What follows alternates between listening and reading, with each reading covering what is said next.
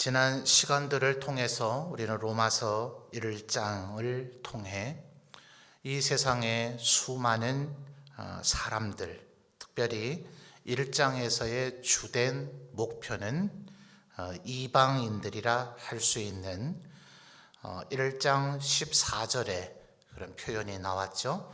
헬라인이나 야만인, 그리고 지혜 있는 자나 어리석은 자, 모든 이방인을 이제 두 번 반복해서 두 가지 유형으로 그렇게 표현을 한 거죠.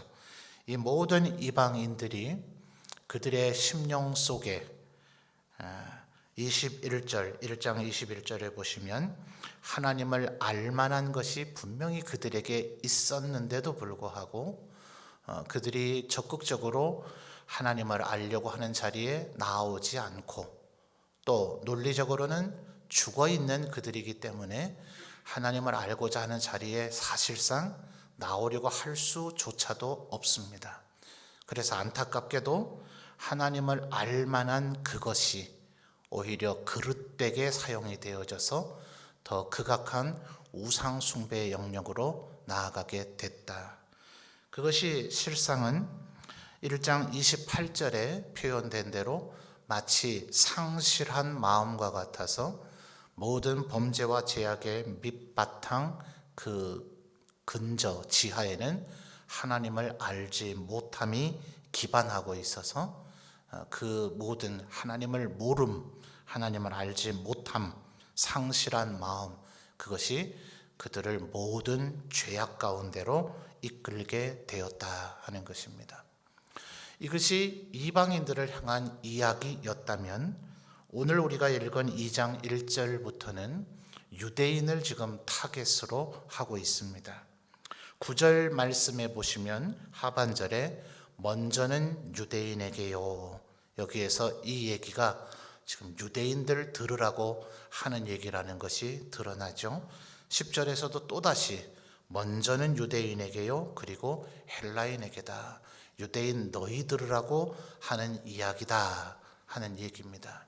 무슨 얘기냐 하면 유대인들은 마치 1장에 열거됐었던 이방인들이 범한 죄악을 자기들은 전혀 저지르지 않은 것인 양 행동했어요.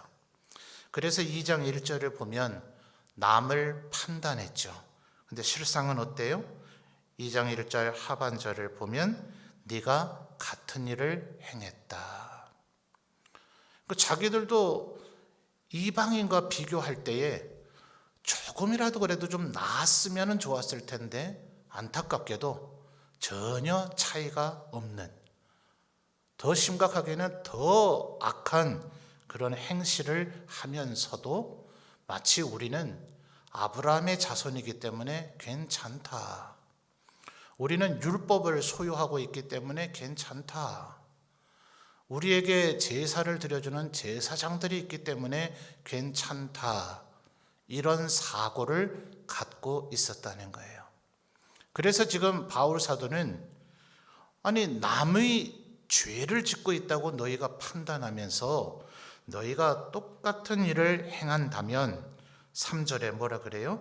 이런 일을 행하는 자를 판단하고도 같은 일을 행하는 사람아, 그 다음에 하반절에 뭐라 그럽니까? 네가 하나님의 심판을 피할 줄로 생각하느냐. 그래서 오늘 우리가 읽은 제일 마지막 절 11절에 뭐라 그럽니까? 이는 하나님께서는 외모로 사람을 취하지 않으신다. 유대인이면 오케이, 너희들이 무슨 짓을 하더라도 너희들은 유대인으로 괜찮다. 너희는 이방인인가? 그렇다면 너희들이 비록 선할지라도 안 된다 라고 외모로서 그들을 취하시는 게 아니라 그들이 하나님 앞에 선을 행하는가 악을 행하는가. 그래서 6절에 뭐라고 얘기합니까? 하나님께서 각 사람에게 그 행한 대로 보응하신다는 거예요. 그러니 다른 이들이 악을 행한다 라고 판단하기 이전에 너 자신을 돌아봐야 된다 라고 이야기를 하고 있는 겁니다. 누구에게요? 유대인에게요. 아까 9절과 10절에 먼저는 누구라고요? 유대인에게요. 자, 9절은 보니까 악을 행하는 각 사람의 영에는 환난과 곤고가 있겠다. 이게 심판이죠. 10절은 선을 행하는 각 사람에게는 영광과 존귀와 평강이 있을 것이다. 그러니 칭찬을 받아도 유대인이 먼저 받을 것이고 벌을 받아도 유대인이 먼저 벌을 받을 것이니까 우리들이 유대인이기 때문에 괜찮다라고 여기는 우를 범하지 말아야 될 것이다 라고 얘기하고 있는 거예요. 그러니 유대인이든 헬라인이든 해야 되는 것은 뭡니까? 4절과 5절 말씀을 보면 강조되어지는 것은 결국 회개입니다. 회개. 자, 4절 말씀을 보시면 홍 내게 하나님의 인자심이 너를 인도하여 회개하게 하심을 알지 못하여, 그다음 뭐라 얘기합니까? 그의 인자심과 용납하심과 길이 참으심. 이게 유대인들이 범했던 이 어처구니 없는 상황의 이유죠. 하나님 앞에 분명히 하나님께서 금한 죄를 저질렀는데도 불구하고 하나님께서 벌을 주지 않으시더라는 거예요. 이상하다. 분명히 모세가 전해준 율법에는 이런 죄를 저지르는 자는 죽인다 하셨는데 내가 안 죽네? 이러면 어떻게 해야 돼요? 하나님께서 나를 지금 얼마나 긍휼히 여기시고 불쌍히 여기셔서 용납해 주셨는가, 나를 향해서 얼마나 참아 주셨는가, 이거를 생각해야 되는데 괜찮은가 보다, 해도 되는가 보다 하면서 그 뒤에는 점차 두려움도 갖지 않고 죄책감도 갖지 않은 채 그 일을 반복하더라는 거예요. 4절을 다시 보시면 하나님의 인자하심이 뭐 때문에 인자하셔요? 우리로 하여금 회개하라고 지금 기다리고 계시는 거예요. 그런데 만약 5절에 다만 내 고집과 회개하지 아니하는 마음이 그대로 유지가 된다면 예수 그리스도께서 다시 오시는 날은 어떤 날이라고 또한 불려져요? 5절에 진노의 날이라고 불려진단 말이에요. 자, 거슬러 가서 보면 2절을 보십시오. 이런 일을 행하는 자에게 뭐가요? 하나님의 심판이. 3절이요. 이런 일을 행하는 자를 판단하고도 같은 일을 행하는 사람아 네가 뭐를요? 하나님의 심판을. 5절에 또다시 나오죠. 다만 내 고집과 회개하지 아니한 마음을 따라 진노의 날 곧 뭡니까? 하나님의 의로우신 심판이 나타나는 그날, 이 말 진노를 네게 쌓는 것과 같다. 그러니 유대인이든 헬라인이든 간에 또 이방인이든 누구든 간에 하나님께서 지금 인자를 우리에게 베풀어 주실 때, 우리에게 용납하실 때, 그리고 길이 참아 주실 때 빨리 회개하는 것이 우리에게 필요하죠. 자, 그런데 문제는 1절을 다시 거슬러 가서 보시면 지금 뭘 하지 말라는 얘기입니까? 판단을 하지 말라는 얘기입니까? 너도 똑같은 죄를 짓지 말라는 얘기입니까? 뭐예요? 문장의 단어들만 이해를 하면 판단하지 말라는 것 같거든요. 그래서 이 착각에 빠진 기독교인들이 얼마나 많은지 몰라요. 좋아요. 판단하지 않는 죄는 혹시 범하지 않았을런지 모릅니다. 그런데 문제는 지금 뭐예요? 바울 사도가 지금 얘기하는 가장 지금 지적하고 책망하고 교정하고자 하는 목적은 뭡니까? 2장 1절에 네가 같은 일을 행한다는 거예요. 자, 이렇게 생각을 해보세요. 주위에 도둑질을 하는 사람들이 많이 있습니다. 근데 가만 생각해 보니까 나도 도둑질을 하고 있는 거예요. 그 사람들한테 그러지 말라 그랬지, 그래서 도둑질하는 게 나쁘다는 소리를 안 하고 있다면 2장 1절을 일단 남을 판단하지 말라라는 말로 이해를 한다면 다른 사람 보고 너 도둑질하지 마, 그건 나쁜 거야 라고 말하는 죄를 범치는 않았겠죠. 그런데 내가 저지른 도둑질에 대한 죄가 사라집니까? 안 사라지죠. 내가 그 사람에게 너 도둑질하지 마, 그건 나쁜 거야 라고 말하지 않았다고 해서 그 사람이 도둑질한 죄가 사라집니까? 그렇지 않죠. 그것은 둘 다 같이 죽는 길이에요.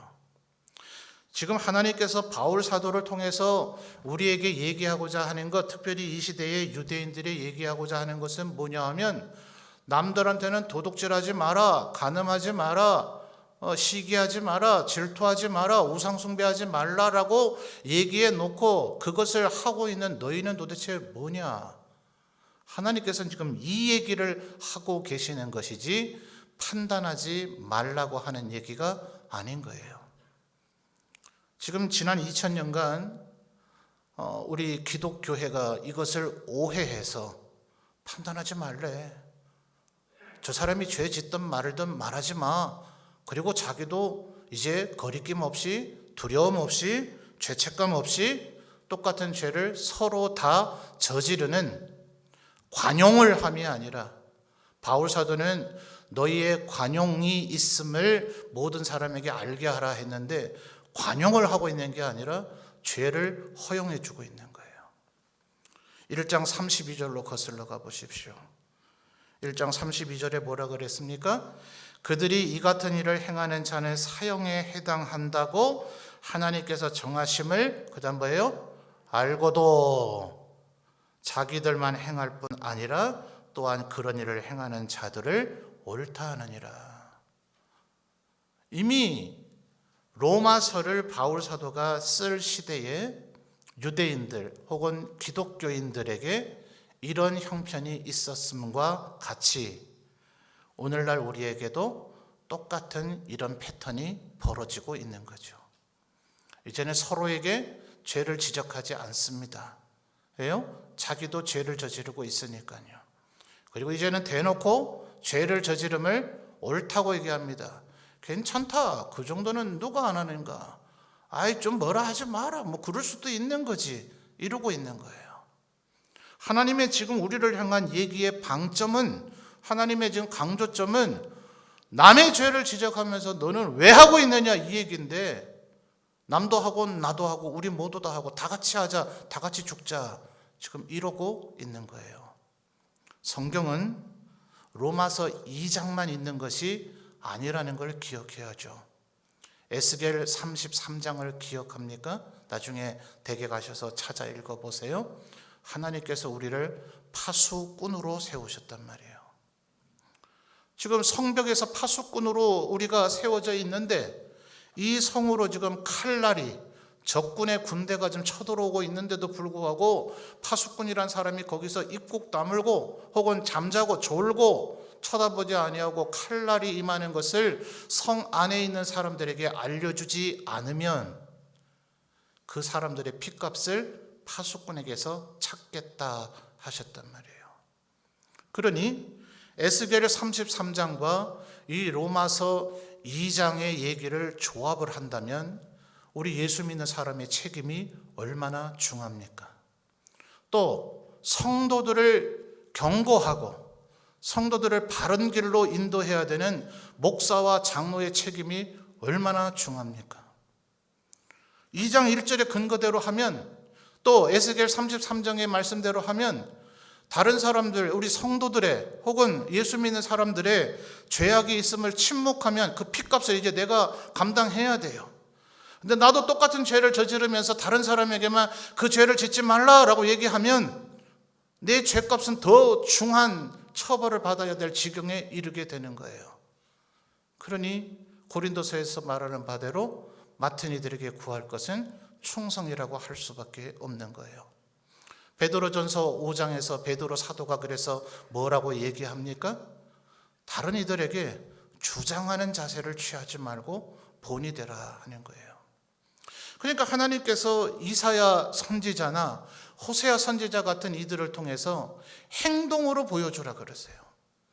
그들의 삶, 그저 하루 이틀 정도가 아니라 6개월, 몇 년 이렇게 되어지는 삶을 통해서 하나님의 말씀대로 살아야 되고, 하나님의 말씀대로 살지 않는 그 죄악의 더러움과 추함이 어떤가를 보여줌으로써 그렇게 주장하지 말고 본이 되란 말이죠. 그렇게 보여주라고 얘기하고 있는데, 문제는 우리의 지금 예배 형태가 개혁교회의 가장 강점이자 동시에 약점이 설교 중심의 예배가 되어 있단 말이에요. 중세 때에는 또 로마 캐톨릭은 지금도 미사라고 해서 사실은 피 없는 그리스도의 제사라고 불려지는 것이 미사이죠. 그들은 지금 피 흘림이 없지만 제사를 계속해서 드림으로써 주님의 그 십자가의 희생을 마치 완성하려는 듯이 그렇게 행하고 있어요. 그러니까 그들이 하는 것은 설교 강론은 거의 없죠. 예전과 그 미사적 행위가 굉장히 능하고 강해요. 예전적인 것이 굉장히 강하죠. 그러니 음악, 음향, 조명, 심지어 예배당 성당 안을 꾸미는 것, 이런 것까지도 굉장히 중요시하고 색깔, 컬러까지도 중요하게 여기죠. 어떤 물을 준비할 것인가, 어떤 향로를 피울 것인가, 이런 걸 중요하게 여겨서 오히려 예배의 본질을 희석시켜 버렸죠. 개혁교회에서는 그건 옳지 않다. 오직 하나님 앞에 드려지는 예배를 위해서는 말씀을 선포할 강단과 성도들이 아무래도 더위도 피하고 추위도 피하고 비도 피해야 될 터이니까 지붕까지 운운하지는 않았지만 4개의 벽만 있으면 된다. 이게 종교개혁자들이 했던 얘기입니다.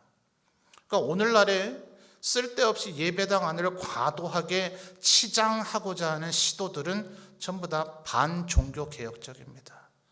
뭔가를 입어야 된다고 여긴다거나 어떤 복장과 복식을 취해야 된다거나 라거나 하는 그런 식의 주장과 사상은 종교개혁자들이 들으면 아주 경악할 일이에요. 그들은 하나님 앞에 드려지는 예배는 오직 이 예배드리는 어떤 공간의 안정성을 확보하기 위한 4개의 벽과 그리고 말씀을 선포하기 위해서 위치되어질 강단만 있으면 된다.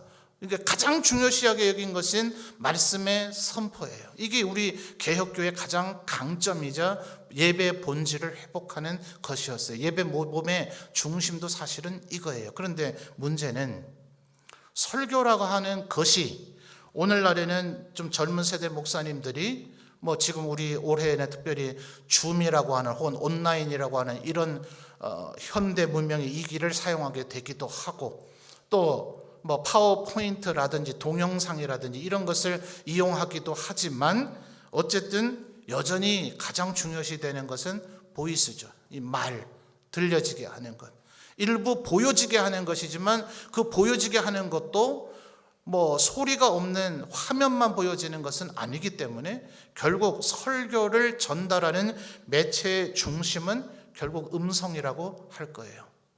본의 아니게 베드로전서의 말씀을 어기는 우를 범하게 되죠. 설교자는 이 강단에 서서 본을 보이는 방법이 굉장히 제한적이에요. 여기서 어떻게 본을 보일 거예요? 희생하라, 섬기라, 인내하라, 이런 하나님의 수많은 말씀들을 여기서 어떻게 본을 보일 거예요? 여전히 지금 우리는 어떤 면에서는 어떤 분 그래요. 어떤 설교를 듣고 나서 지금 강의 듣나, 국어 수업 시간이가, 이렇게 할 정도로 현대의 설교는 마치 강의와 국어 시간에 대한 설명 같은 그런 양상이 되어져 버렸어요. 그러다 보니 대부분의 모든 성도들도 이걸 흉내내는 거죠. 남을 판단하지도 말아야 되고 그러나 파수꾼의 역할을 해야 되되 동시에 우리가 주장하지 않고 본을 보여줌으로써 경종을 울려줘야 된단 말이에요. 이 세상 사람들에게 이래라 저래라 이렇게 외치는 것이 아니고 우리는 똑같이 그들이 저지르는 죄를 저지르면서 너희 그건 나빠 이렇게 하는 게 아니고 그들이 하는 죄를 저지르지 않음으로써 하나님의 백성의 삶의 거룩함이 무엇인지를 보여줘야 되는데 현대 그리스도인들은 보여주지도 않고 우리도 죄악도 저지르면서 그들에게 죄악을 저지르지 말라고 떠들어대고 있으니 누가 우리의 말에 귀를 기울이겠어요? 이사야 선지자가 하나님 앞에 사명을 받을 때 이사야 선지자 뭐라고 하나님 앞에 얘기합니까? 우리가 전한 것을 누가 듣겠습니까? 또 주님께서도 얘기하시죠. 내가 모든 이들의 귀를 막을 것이다. 그들의 눈을 어둡게 할 것이다. 그들의 심령을 강팍하게 할 것이다. 그래서 오직 내가 선택한 자들 외에는 내 종들이 아무리 외쳐도 그 말을 알아듣지 못하게 할 것이라고 말입니다. 근데 그러거나 말거나 이전에 우리가 먼저 하나님의 말씀대로 살지 않는다면 우리의 외침이 무슨 의미가 있을 것이고 누가 우리의 말을 귀담아 듣겠어요? 그러니 여러분, 오늘 우리가 읽은 이 말씀을 가지고 다른 사람들이 저지르는 죄가 허용되고 용인되고 권장되어지도록 하면 안 됩니다. 절대로 그것이 용납되어져서는 안 됩니다. 무엇이 옳지 않다는 것은 분명히 선언이 되어져야 됩니다. 그런데 그 말을 해야 될 때 우리가 그 책임이 얼마나 중한가를 기억해야 됩니다. 특별히 돌아오는 주일에 우리가 공동회의를 하게 될 것인데 그나마 안수 집사님과 권사님들은 당회의 지도 아래에 있습니다.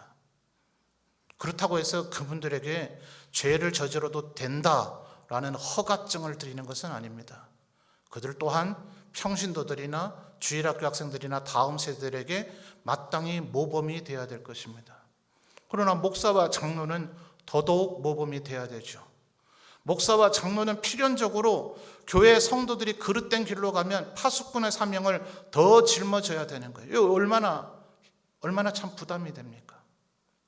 때로는 나도 연약한 인간인지라 성도들에게 바로잡아야 될 그 허물이 나에게도 있으니 자, 말을 하려고 하니 남을 판단하는 사람아, 네가 같은 죄를 저지르고 있구나. 이 말씀이 내 심령을 옥죄어오고, 말을 안 하려고 하니 너는 파수꾼의 상명을 띠고 말을 안 하고 있으니 그 핏값을 네 손에서 찾을 것이라 주님의 목소리가 귓가에 쟁쟁하게 울려오고, 말로 떠들어대려고 하니 본을 보이지 않았던 내 모습이 자꾸 떠오르니, 그러니 목사와 장로로 부르심을 받는다는 것은 얼마나 중한 멍해를 지는 것입니까?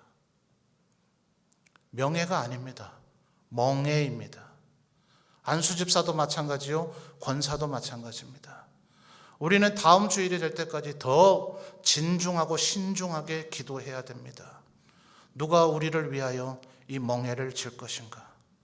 누가 누구에게 우리를 위해서 이 멍해를 짊어지고 우리를 인도해주고 우리의 앞에 서서 모범이 되어주고 우리를 위해서 본을 보여줌으로써 우리를 이끌어달라고 그들에게 요청할 것인가? 우리들 가운데 누군가이지만 그들을 세워서 하나님의 이름으로 임직한 후에는 그들의 말에 순종하겠다고 우리는 하나님 앞에 공적으로 서약해야 됩니다. 얼마나 중대한 일을 지금 해야 되는 것입니까? 여러분 가운데 분명히 누군가가 하나님의 이름으로 선택함을 받을 것인데 나는 과연 그 직무를 감당할 준비가 되어져 있는가? 나는 끊임없이 이제 내 육체를 쳐서 복종시킬 준비가 되어져 있는가? 하나님 앞에 하나님께서 내게 맡겨주실 사람들을 향한 그 핏값을 감당할 마음의 준비가 되어져 있는가? 정말 처절한 기도가 필요한 거죠. 바로 이것이 오늘 우리가 읽은 말씀의 의미다 하는 겁니다. 완벽합니까? 완벽하지 않죠. 그렇기 때문에 다시 한번 4절 말씀 뭐라고요? 하나님께서는 우리에게 인도하셔서 4절 다시 보십시오. 혹 내가 하나님의 인자심이 너를 그 다음 뭐라 얘기합니까? 인도하여 그 다음에요 회개하게 하심. 자, 회개를 내가 합니까? 하나님께서 하게 하십니까? 하나님께 나를 맡기는 거예요. 하나님, 나의 허물과 죄악을 볼 수 있는 영적 시력을 나에게 허락하옵소서. 내 눈을 밝혀서 나의 허물을 보게 하옵소서. 주님 앞에 내 마음이 한없이 낮아지게 하옵소서. 무엇을 내가 행했을지라도 온 성도들이 흠모하고 온 성도들이 칭찬에 맞지 않는다 할지라도 나의 나된 것은 다 하나님의 은혜요 내가 행한 것은 오직 죄뿐이니 보소서 주님 나의 마음을 선한 것 하나 없습니다 하는 가스펠송의 찬양처럼 사람들이야 우리의 겉모습을 보고 11절에 뭐요? 하나님은 외모로 사람을 취하지 아니하시는데 사람들은 우리의 겉모습을 보고 칭찬하고 존경하고 우리에게 경의를 혹여 표할지 모르겠으나 그때 교만하지 않을 마음은 준비가 되었는가 돌이켜봐야 될 것입니다. 그때마다 하나님 앞에 꿇어 엎드려서 하나님이 아시는 내 마음의 허망함, 내 마음의 교만함, 불충성함을 다시금 회개할 준비가 되어져 있는가. 착각하지 마십시오. 이것은 목사와 장로와 안수집사와 권사가 될 사람이 준비해야 할 덕목이 아닙니다. 바울 사도는 지금 구원을 이야기하고 있습니다. 구원을 받을 것인가? 구원받기를 원하는가? 하나님의 구원받기 위한 그 긍휼과 은혜를 간구하는 자리에 서 있는가? 그렇다면 너의 무익함과 너의 허망함을 깨달아 알아. 하나님의 긍휼을 구하는 겸손한 마음이 있어야 될 것이라고 바울 사도는 얘기하고 있는 겁니다. 그러므로 우리는 어떤 마음가짐을 가져야 될 것인가? 7절 말씀을 보십시오. 참고, 그 다음 뭐죠? 선을 행하여 영광과, 누구의 영광일까요? 하나님의 영광이죠. 그 다음에 존귀와, 누구의 존귀일까요? 하나님의 존귀하심이죠. 썩지 아니함. 바울 사도는 또 다른 서신에서 눈에 보이지 않는 것은 영원하며 영원한 것은 썩지 않는다. 무엇이 눈에 보이지 않습니까? 하나님이 우리의 눈에 보이지 않으시죠. 하나님의 보좌로 다시 승천하여 올라가신 예수 그리스도께서 우리의 눈에 보이지 않으십니다. 우리의 마음속에 임하여 계시는 성령님이 우리에게 보이지 않으십니다. 지금 가견적 교회, 가시적 교회, 우리가 보고 있는 이 점천 제일교회라고 있는 이 교회 그리스도의 몸이 아니라 영원한 실체인 하나님의 교회는 지금 우리의 눈에 보이지 않습니다. 이 말이 지금 짧은 한두 문장으로는 이해되지 않을 거예요. 지금 우리 눈에 보이는 이게 뭐냐? 이게 이해가 안 되는 분들은 제발 평신도 훈련원에 와서 공부하고 목회자들에게 질문하세요. 가견적 교회 혹은 가시적 교회와 불가견적 교회와 불가시적 교회가 그 말의 의미가 도대체 뭔가 한두 문장으로 이 설교 시간에 다 설명하지 못해요. 우리의 눈에 보이는 것이 썩지 아니할 영원한 하나님의 나라의 실체가 아니에요. 그것을 구해야 되는 거예요. 그러니까 지금 우리의 눈에 보이는 교회 혹은 노회 혹은 총회에서 벌어지는 불의한 일을 보고 죄악된 일을 보고 부패하고 썩어지며 불충성스러운 일을 보고 하나님의 백성은 실망하지 말아야 돼요. 그것은 하나님의 나라의 실체가 아니니까. 아무리 교회가 무리를 일으켰다 하더라도 교회가 미안합니다, 사과하지 말아야 돼요. 그리스도의 몸은 사회를 향하여 미안한 일을 한 적이 없어요. 교회가 아닌 교회인 척하는 이단들, 적그리스도, 거짓 선지자들이 하나님의 이름을 모욕되게 하고 세상에서도 욕먹는 짓들을 할 뿐이지, 주님이 온 인류를 향하여 피 흘리신 그의 몸인 그리스도의 교회는 세상에게 미안할 짓을 하지 않아요. 교회가 미안합니다, 참된 교회는 그런 말을 할 수가 없어요. 당신이 무엇이길래 교회를 거론해서 미안하다 합니까? 그 말을 해야 할 분은 교회의 머리이신 예수 그리스도이신데요. 니까지 것이 무엇이길래? 주님의 몸의 일원을 삼아주셨다면 감사할 뿐이고 어느 부위의 세포 딱지인지는 모르지만 네가 무엇이길래 그리스도께서 이 교회라고 하는 그리스도의 몸의 머리이시고 그분이 실체이실 것인데 혹여 만에 하나 천에 하나 억만분에 하나 교회가 미안할 일을 했다면 우리의 머리이신 주님이 선언해야 할 뿐 몸의 극히 일부분에 지나지 않는 교회의 일원이 된 그 어떤 누군가가 감히 무엇이길래 교회가 미안하다고 말할 수 있단 말입니까? 그게 바로 가견적 교회냐 불가견적 교회냐 하는 것이에요. 그러니까 지금 7절에서 얘기하는 참고 선을 행하여 영광과 존귀와 썩지 아니할 그 하나님의 나라, 하나님, 그리고 하나님의 나라, 하나님의 몸된 교회를 구하는 자에게는 7절 하반절에 중대한 단어, 두 글자의 단어 뭐가 나와요?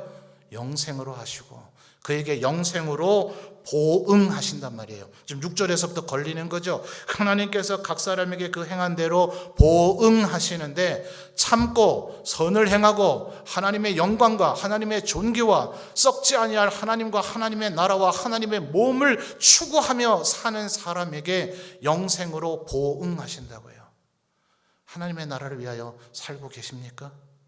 하나님의 영광을 위하여 살고 계십니까? 하나님의 존귀를 위하여 살고 계십니까?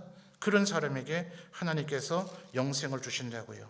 그런데 아까 9절과 10절은 벌받아도 유대인들이 먼저 받을 것이고 칭찬받아도 유대인이 먼저 받을 거라 했죠. 10절을 다시 잘 보십시오. 선을 행하는 각 사람에게는 뭐가 있다고요? 영광과 존귀와 평강이 있으리니. 아니 앞에 말과 똑같은 말이죠. 근데 이게 지금 누구에게 주어지는 걸까요? 이번에는요. 분명히 지금 선을 행하는 각 사람에게 있을 것이라 그랬잖아요. 이게 바로 신앙의 원리입니다. 하나님의 영광을 구하십시오. 하나님이 여러분을 영광스럽게 할 것입니다. 하나님의 존귀를 구하십시오. 하나님이 여러분을 존귀히 여기실 것입니다. 썩지 아니할 하나님의 나라를 구하십시오. 오직 그 나라에서만 누릴 수 있는 절대적 그 무엇으로도 빼앗을 수 없는 그리스도의 평강을 우리에게 누리게 하실 것입니다. 이것을 위해서 끊임없이 회개해야죠. 다시 한 말씀드리지만 우리가 먼저 다른 이들에게 본이 되도록 장로님들만, 목사 장로만 맡은 자들에게 주장하지 말고 본이 되라 한 것이 아니라 우리들 모두 다가 베드로 5장만 있는 게 아니라 베드로전서 2장도 있죠. 2장에서 뭐라 그랬어요? 너희는 다 왕같은 제사장들이다. 그러니까 예수 믿는 우리는 이 세상 사람들에게 무엇이 인간된 삶인가, 무엇이 존귀한 삶인가, 무엇이 하나님 앞에 영광 돌리는 삶인가 우리 보여줘야 됩니다. 떠들지 말고 그들에게 죄 짓지 마라 이렇게 주장하지 말고 우리가 죄 안 지으면 되는 거예요. 그러면 하나님의 영광은 그 가운데서 드러나는 거예요. 절대로 다른 사람이 죄 짓는다고 해서 거기에 침묵하거나 동조하면 안 됩니다. 동시에 내가 아무리 하나님의 영광을 위해서 산다 한들 돌이켜보면 죄가 있어요, 없어요? 있습니다. 아무리 의로움의 영역에 속하고자 몸부림친다 한들 또 돌이켜보면 또 여전히 죄 지음이 나에게 있습니다. 그러니 뭐 해야 됩니까? 회개해야죠. 회개할 때 감사하십니까? 지금 4절 다시 한번 보세요.